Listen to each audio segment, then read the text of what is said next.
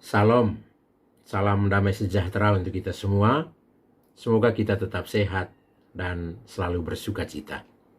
Kita berjumpa lagi dalam Renungan Lentera Jiwa, hari Minggu biasa ke-33, Minggu 13 November 2022. Bacaan-bacaan kitab suci menjelang akhir tahun liturgi pada hari Minggu biasa ke-33 ini berbicara tentang akhir zaman.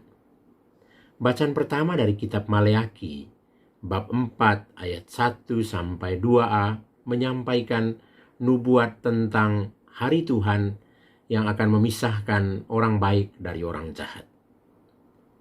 Dikatakan bahwa orang-orang jahat akan dibakar hangus seperti jerami, sedangkan bagi orang baik akan terbit matahari keselamatan yang menyembuhkan dengan sinarnya.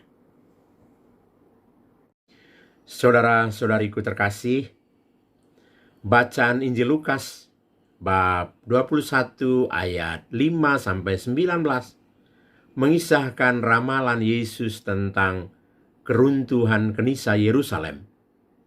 Justru tak kalah orang-orang lain mengagumi keindahan dan kemegahan Knisah itu.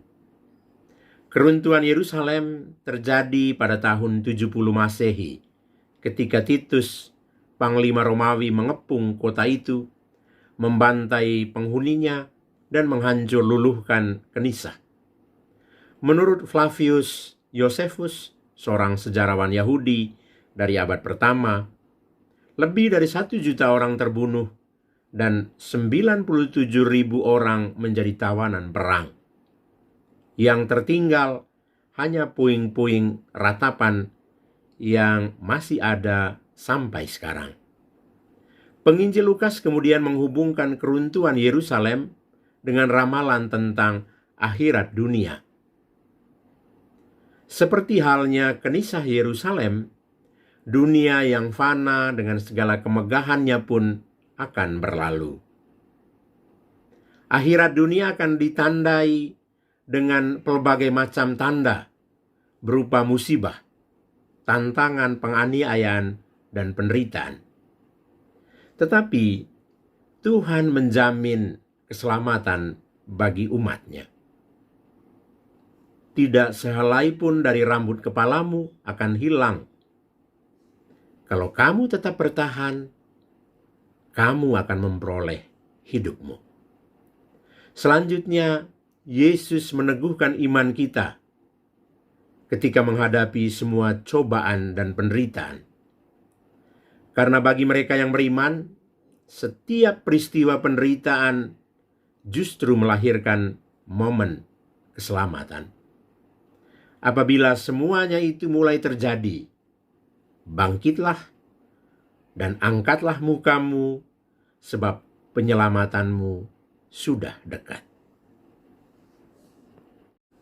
Saudara-saudariku terkasih, bacaan kedua dari surat kedua Rasul Paulus kepada jemaat di Tesalonika, bab 3 ayat 7 sampai 12, mengingatkan kita supaya bekerja.